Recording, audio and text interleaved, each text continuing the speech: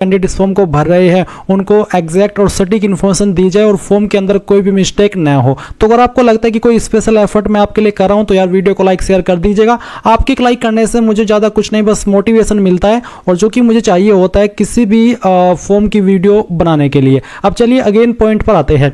तो मैंने वीडियो के डिस्क्रिप्शन में आपको हमारी वेबसाइट का लिंक दिया। ये लिंक आप जैसे ही ओपन करेंगे तो आपके सामने इस वैकेंसी की जानकारी आ जाएगी, जहां पर आपको जानने को मिलेगा कि इसमें 1036 पोस्ट निकाली गई है। एंड गाइज आप लोग फॉर्म 7 जनवरी से लेकर के 6 फरवरी 2025 तक भर पाएंगे। किस पोस्ट के लिए कितनी वैकेंसी है उसकी जानकारी आप यहां पर इस टेबल में देख सकते हैं। इसमें आपकी पीजीटी की वैकेंसी है, टीजीटी की वैकेंसी है, पब्लिक प्रोसिक्यूटर है, लाइब्रेरियन है, फिर आपका यहां पर प्राइमरी रेलवे टीचर है। तो ये सभी पोस्ट पर निकाली है और अब किस पोस्ट पर अप्लाई करने के लिए क्या क्वालिफिकेशन चाहिए वो भी आप यहां पर पोस्ट वाइज देख सकते हैं। तो ये सभी जानकारी चेक करने के बाद अगर आपको लगता है कि आप किसी भी पोस्ट पर अप्लाई करने के लिए एलिजिबल है तो आप कैसे फॉर्म को भरेंगे, कैसे अप्लाई करेंगे, अब आप वो जान लीजिए। तो आप यहां पर इंपोर्टेंट लिंक के सेक्शन में आएंगे और अप्लाइंग ऑनलाइन लिंक ओपन करेंगे।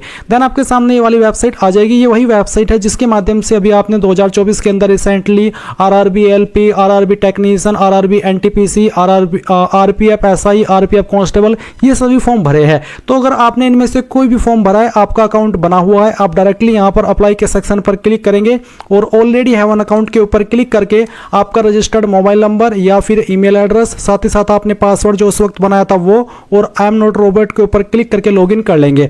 अगर आपका अकाउंट बना हुआ है और आप आपका पासवर्ड भूल चुके हैं तो आप यहां पर फॉरगॉट पासवर्ड पर क्लिक करेंगे, रजिस्टर्ड ईमेल एड्रेस या नंबर डालेंगे, डेट ऑफ बर्थ आपने क्या भरा था वो डेट ऑफ बर्थ सेलेक्ट कर लेंगे और फिर आई एम नॉट रोबोट के ऊपर क्लिक करके प्रोसीड करेंगे। देन आपको मैसेज के माध्यम से आपका एक नया पासवर्ड सेंड किया जाएगा जिसका इस्तेमाल करके आप लॉगिन कर लेंगे और फिर आपको आधार वेरिफिकेशन करना होगा। पर गाइज अगर आप फ्रेशर है, आपने इस वेबसाइट का इस्तेमाल करके 2024 के अंदर कोई भी फॉर्म नहीं भरा तो आप यहां पर होम पेज से क्रिएट एन अकाउंट इसके ऊपर क्लिक करेंगे। देन आपको यहां पर नोट करके यही बोला है कि अगर आपने 2024 के अंदर आरआरबी का कोई भी फॉर्म भरा है तो आपका अकाउंट बना हुआ है, आप रजिस्टर दोबारा नहीं कीजिएगा और डायरेक्टली लॉगिन कर लीजिएगा, जो कि मैंने आपको बता दिया कि कैसे लॉगिन करना है। पर आप तो फ्रेशर है, आप तो इसमें पहली बार कोई फॉर्म भर रहे हैं इस वेबसाइट का इस्तेमाल करके, इसलिए आप यहां से ओके कर दीजिए और आपका जो बाकी का फॉर्म है यानी कि जो रजिस्ट्रेशन है वो कर लीजिए। इसके लिए सबसे पहले कंट्री ऑफ नेशनलिटी में आप इंडिया सेलेक्ट करेंगे, फिर पर्सनल इंफॉर्मेशन में जो भी आपका नाम 10th के सर्टिफिकेट के अकॉर्डिंग है वो आपको यहां पर डालना है, उसको दोबारा से डाल करके आपको वेरीफाई कर देना है। अगर आपने 10वीं के बाद में आपका नाम बदला है तो यस करिए, नहीं तो आपको नो करना है। फिर जो भी आपकी डेट ऑफ बर्थ है वो आप यहां पर कैलेंडर के ऊपर क्लिक करके सिलेक्ट कर लेंगे, पहले ईयर, फिर यहां से आपका जो भी मंथ है वो और उसके बाद में डे, एंड देन उसको दोबारा सिलेक्ट करके वेरीफाई कर लेंगे। फिर आपको आपका जेंडर सेलेक्ट करना है, उसको दोबारा सिलेक्ट करके वेरीफाई कर लेना है। फिर फादर नेम डालेंगे, फादर नेम को दोबारा डाल करके वेरीफाई कर लेंगे। उसके बाद मदर नेम डालना है, मदर नेम को दोबारा डाल करके वेरीफाई कर देना है। फिर आता है आपका आधार कार्ड का नंबर, तो आप आधार कार्ड नंबर डालिए और वेरीफाई यूजिंग आधार इसके ऊपर क्लिक कीजिए। अगर आपके पास आधार कार्ड नहीं है तो आप I do not have Aadhaar card इसके ऊपर क्लिक करके यहां पर I do not have Aadhaar card इसके ऊपर क्लिक कीजिएगा और फिर इनमें से कोई भी एक आईडी आपको सिलेक्ट कर लेनी है एंड देन उसका जो भी नंबर है वो यहां पर डालना है। इश्यूइंग अथॉरिटी बतानी है कि कौन सी अथॉरिटी के द्वारा आपका ये आईडी जारी हुआ है और कहां से जारी हुआ है, उस स्थान का नाम भी आपको देना होगा। पर अगर आपके पास आधार है तो फिर आपको ये देने की आवश्यकता नहीं पड़ेगी। फिर आप यहां पर आपका ईमेल एड्रेस डालेंगे और जनरेट ईमेल ओटीपी पर क्लिक करेंगे तो आपके ईमेल पर एक ओटीपी जाएगा जो कि आप यहां पर डाल देंगे। फिर नंबर डालेंगे सेम वे में और मोबाइल वाला जो ओटीपी है वो जनरेट करेंगे और उसको यहां पर डाल देंगे एंड देन आप यहां पर एक पासवर्ड बनाएंगे। पासवर्ड के अंदर आपके इंग्लिश का कैपिटल लेटर, स्मॉल लेटर, साथ ही साथ कोई एक स्पेशल कैरेक्टर भी होना चाहिए। तो कुछ इस तरह का पासवर्ड बना लेंगे और फिर उसको दोबारा डाल करके वेरीफाई कर देंगे एंड देन एक कैप्चा कोड डाल करके preview and create an account के ऊपर क्लिक करेंगे। इसके बाद आपने जो भी इंफॉर्मेशन आपने भरी रजिस्ट्रेशन के समय वो आएगी और आप जब आपको लगे कि यहाँ सभी जानकारी सही है तो आप उसको सबमिट कर देंगे। क्योंकि मेरा अकाउंट पहले से बना हुआ है इसलिए मैं यहाँ पर होम के ऊपर आकर के ऑलरेडी हैव एन अकाउंट के ऊपर क्लिक करके अपना रजिस्टर्ड नंबर और पासवर्ड यहाँ पर डालता हूँ और फिर कैप्चा कोड डालने के बाद में लॉगिन के ऊपर क्लिक करता हूँ और आपको भी ऐसा ही करना है। अब लॉगिन करने के बाद में आपके सामने इस तरह से जनरल इंस्ट्रक्शंस आएंगे। मैं आपको बता दूं कि अगर आपका पहले से अकाउंट बना हुआ है तो आप ओटीपी वेरिफिकेशन करेंगे और अगर आपने अभी रजिस्ट्रेशन किया है तो आप यहाँ पर जो आपका आधार वेरिफिकेशन है वो करेंगे और वो करने के बाद आप ऑनलाइन एप्लीकेशन के सेक्शन में आएंगे और आपको यहाँ पर आपकी जो वैकेंसी है वो देखने को मिल जाएगी। अब आप यहाँ पर किस जोन के लिए अप्लाई करना चाहते हैं या फिर कर रहे हैं वो आप सिलेक्ट कर लीजिए। फिर आप यहाँ पर इसके ऊपर टिक कीजिए और नेक्स्ट के ऊपर क्लिक कर दीजिए। अब नेक्स्ट के ऊपर क्लिक करने के बाद अगर आपने अपना फॉर्म इस वेबसाइट का इस्तेमाल करके कोई भी 2024 के अंदर भरा था तो आपकी इन्फॉर्मेशन फैच कर ली जाएगी और अगर आप फर्स्ट टाइम भर रहे हैं तो आप यहाँ पर आपकी जानकारी भरेंगे। तो सबसे पहले आप यहाँ पर इन्फॉर्मेशन देंगे मैरिटल स्टेटस की, तो आप मैरिड है या अनमैरिड वो आप सिलेक्ट कर लेंगे। रिलीजन आपका क्या है वो आप सिलेक्ट कर लेंगे। उसके बाद में क्या आपको जो छूट मिलती है फीस की, क्या वो आप लेना चाहते हैं। अगर आप SC ST है तो आप यहाँ पर यस कर दीजिए। अगर आप SC ST है तभी आपके सामने ऑप्शन एक्टिव होगा। फिर आती है मदर टंग, आपकी मातृभाषा कौन सी है वो आप सिलेक्ट कर लेंगे। फिर किस लैंग्वेज के अंदर आप अपना एग्जाम देना चाहते हो वो लैंग्वेज आप सिलेक्ट कर लेंगे। जो भी आप सिलेक्ट करेंगे इसी लैंग्वेज में फिर आपको एग्जाम देना होगा। Permanent visible mark of identification, आपकी बॉडी के ऊपर वो निशान जिससे आपकी बॉडी की पहचान होती है, आप उस मार्क के बारे में यहाँ पर लिखेंगे। और फिर है मार्क 2, अगर आपकी बॉडी के ऊपर एक से ज्यादा परमानेंट मार्क है तो आप दूसरे मार्क के बारे में लिख दीजिए, नहीं है तो नो मार्क लिख दीजिएगा। अब आती है कम्युनिटी, तो आपकी कास्ट कैटेगरी कौन सी है, general, SC ST OBC EWS जो भी है वो आप सिलेक्ट कर लीजिए। मैं फॉर्म को डेमो के लिए भरा हूं इसलिए मैंने ऐसे सिलेक्ट किया है। आप आपकी रियल कैटेगरी जो भी है वो आप यहाँ पर सिलेक्ट करेंगे। उसके बाद में आपकी जो कास्ट है उसका नाम आपको यहाँ पर खुद से एंटर करना होगा।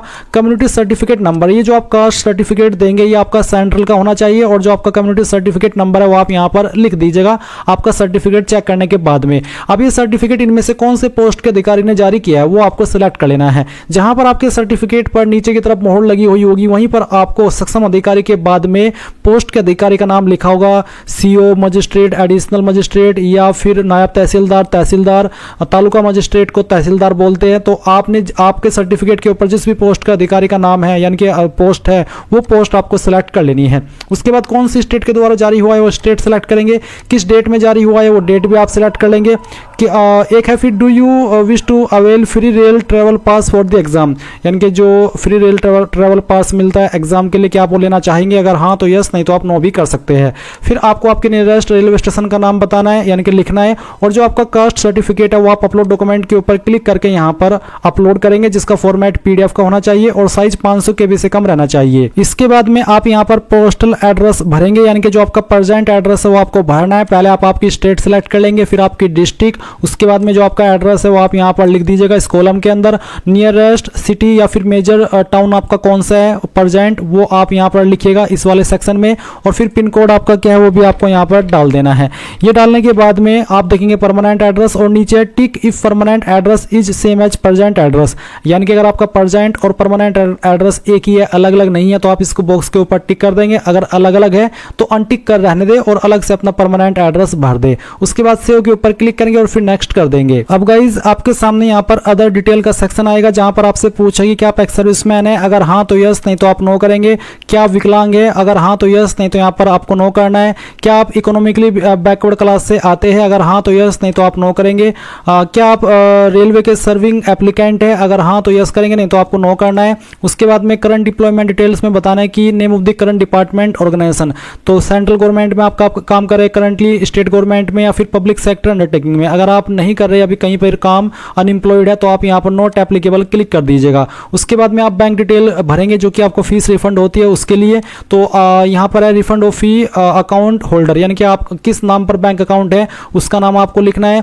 फिर आपका जो बैंक अकाउंट नंबर है वो यहाँ पर डाल देना है। उसके बाद आप यहाँ पर जो आपका FSC कोड है वो भरिएगा, आपको अब आपकी पासबुक के ऊपर मिल जाएगा, या फिर आप गूगल के अंदर आपके बैंक का नाम लिख करके ब्रांच का नाम लिख दीजिएगा और उसके बाद में लिखिएगा FSC कोड। तो ऑनलाइन वे में भी आप अपना FSC कोड प्राप्त कर सकते हैं। जैसे ही आप FSC कोड डाल करके कंफर्म करेंगे तो आपकी जो बैंक का एड्रेस है वो ऑटोमेटिकली फैच कर ले जाएगा। अब इस जानकारी को आप सेव एंड देन फिर नेक्स्ट कर दीजिएगा। अब आपके सामने यहाँ पर क्वालिफिकेशन की जानकारी आएगी। सबसे पहले आप 10th की इन्फॉर्मेशन भरेंगे, तो 10th की इन्फॉर्मेशन किस तरह से भरेंगे देख लीजिए। आप आपकी स्टेट बताएंगे कि कहाँ से आपने आपकी 10वीं की है, फिर आपकी डिस्ट्रिक्ट बताएंगे, आपके बोर्ड का नाम यहाँ पर लिख देंगे और फिर डेट ऑफ पासिंग, कब आपने 10वीं पास कर ली थी वो डेट आप सिलेक्ट करेंगे। रोल नंबर क्या था 10वीं का वो आप यहाँ पर डाल देंगे। उसके बाद SSLC matriculation 10th class certificate serial number, यानी कि जो आपका 10th का सर्टिफिकेट है उसका जो सीरियल नंबर है वो भरेंगे। अगर सीरियल नंबर ना हो, सर्टिफिकेट नंबर हो तो आप यहाँ पर वो भी डाल सकते हैं। उसके बाद आप इस जानकारी को सेव कर देंगे। अब इसके बाद गाइज आप देखेंगे क्वालिफिकेशन का सेक्शन, तो इसमें यहाँ पर बहुत सारी क्वालिफिकेशन दी गई है क्योंकि अलग अलग पोस्ट पर अलग अलग क्वालिफिकेशन मांगी है। तो आप जिस भी पोस्ट पर अप्लाई कर रहे हैं आपने उसकी क्वालिफिकेशन तो चेक कर ही ली होगी कि हाँ उस पर अप्लाई करने के लिए क्या क्वालिफिकेशन चाहिए, फिर वही क्वालिफिकेशन आपको यहाँ पर सिलेक्ट कर लेनी है। सभी को भरने का तरीका सेम सा ही रहेगा। जैसे कि मैंने यहाँ पर बैचलर डिग्री सेलेक्ट की तो मेरे सामने यहाँ पर पूछा है डिसिप्लिन या फिर सब्जेक्ट, फिर स्टेट, फिर डिस्ट्रिक्ट, फिर कॉलेज यूनिवर्सिटी का नाम, डेट ऑफ पासिंग, परसेंटेज। साथ ही साथ यहाँ पर है please choose one many your medium of proficiency competency in teaching, तो टीचिंग की प्रोफिशिएंसी या फिर कॉम्पिटेंसी किस लैंग्वेज में है वो आपको बतानी होगी। उसके बाद में do you have knowledge of computer application, यानी कि कंप्यूटर का भी क्या आपको ज्ञान है, अगर हाँ तो यस, नहीं तो आप नो करेंगे। अब मान लीजिए कोई कैंडिडेट किसी अन्य पोस्ट पर अप्लाई करे तो उसमें मैं यहाँ पर एक और क्वालिफिकेशन अन्य सेलेक्ट करके दिखाता हूँ, जैसे कि मैं बीएड और इक्विवेलेंट डिग्री सेलेक्ट करता हूँ, तो भी आपके सामने सेम ही ऑप्शन रहेंगे। इसमें अगर डिग्री जो डिसिप्लिन सब्जेक्ट अगर वो एप्लीकेबल हो रहा है तो वो आप सेलेक्ट कर लीजिएगा। अगर मैं बीएड की जगह पर 2 ईयर डिप्लोमा सेलेक्ट करता हूँ तो डिसिप्लिन में जो ऑप्शन आएगा वो आप सेलेक्ट कर लीजिएगा। अगर मैं डिप्लोमा इन लेबर सेलेक्ट करता हूँ तो यहाँ पर जो ऑप्शन आएगा वो सेलेक्ट कर लीजिएगा। बाकी के ऑप्शन सेम ही रहेंगे जैसे कि मैंने अभी आपको बैचलर डिग्री में फिल करके दिखाया है। उसके बाद जैसे ही आप यहाँ पर कोई भी जानकारी दे रहे हैं अपनी क्वालिफिकेशन की, वो देने के बाद में ऐड के ऊपर क्लिक करेंगे तो ये इन्फॉर्मेशन आपकी यहाँ पर मैट्रिकुलेशन के सेक्शन के नीचे ऐड हो जाएगी। इसके बाद फिर नीचे की तरफ आएंगे और वर्क एक्सपीरियंस डिटेल देखेंगे। अगर आप ऐसी पोस्ट पर अप्लाई कर रहे हैं जिस पर एक्सपीरियंस मांगा तो आप यहाँ पर बताएंगे कि आपके पास कौन सा एक्सपीरियंस है, वो सिलेक्ट करिएगा और उस नेचर ऑफ एक्सपीरियंस आपको सेलेक्ट करना होगा। एंड देन एम्प्लॉयमेंट बताना होगी प्रेजेंट है या फिर पास्ट है, यानी कि पास्ट में था तो पास्ट और प्रेजेंट में करे तो प्रेजेंट। फिर डेट देनी होगी और उसके बाद में ऐड के ऊपर क्लिक करके इसको ऐड कर देना होगा। देन आप नेक्स्ट के ऊपर क्लिक करेंगे। अब आपके सामने यहाँ पर फोटो एंड साइन अपलोड करने का सेक्शन आएगा। साथ ही साथ आप यहाँ पर जो कास्ट सर्टिफिकेट अपलोड की है उसको भी व्यू कर सकते हैं कि सही से अपलोड हुआ है या फिर नहीं हुआ है। अब जो आप यहाँ पर फोटो अपलोड करेंगे उसका फॉर्मेट जेपीईजी या फिर जेपीजी का साइज 50 से 100 केबी के बीच में रहना चाहिए। एंड यहाँ पर फोटो 6 महीने से पुराना नहीं होना चाहिए और फोटो का बैकग्राउंड आपका व्हाइट होना चाहिए। फिर साइन भी आप अपलोड करेंगे। इसका जो साइन है वो आपका ब्लैक या फिर ब्लू इंक पेन के द्वारा होना चाहिए विद इन ए बॉक्स, एक बॉक्स के अंदर जिसका साइज 50 mm इंटू 20 mm होना चाहिए। तो ये चीज़ आपको यहाँ पर अच्छे से एक्सप्लेन कर दी है। तो जो भी आपका फोटो है वो आप यहाँ पर सिलेक्ट कर लेंगे। मैं इस फॉर्म को डेमो के लिए भरा हूँ तो मैं एक रैंडम फाइल आपको यहाँ पर अपलोड करके दिखा रहा हूँ। तो गाइज मैंने एक रैंडम फाइल सेलेक्ट की है फोटो की। आपका फोटो जो आप सिलेक्ट करेंगे कुछ इस तरह से आएगा। फिर आप इसको यहाँ पर राइट आइकन के ऊपर क्लिक करके इस तरह से ओके कर दीजिएगा और ओके करने के बाद अगर आपका फोटो इंस्ट्रक्शंस के अकॉर्डिंग रहा तो यहाँ पर इस तरह से अपलोड हो जाएगा। फिर जो आपकी साइन की फाइल है वो भी आप यहाँ पर सेलेक्ट कर लेंगे। जहाँ पर भी साइन है सेलेक्ट कीजिए, ओपन कीजिए, आपका साइन यहाँ पर आ जाएगा। अगर साइज दिए गए इंस्ट्रक्शंस के अकॉर्डिंग होगा सिग्नेचर बेसिकली, तो आपको यहाँ पर कोई इशू देखने को नहीं मिलेगा। तो यहाँ पर गाइज जैसे ही आपका साइन आ जाए तो आप यहाँ पर सेव करेंगे और सेव करने के बाद में आपका फोटो साइन सेव होगा। उसके बाद आप नेक्स्ट कर देंगे।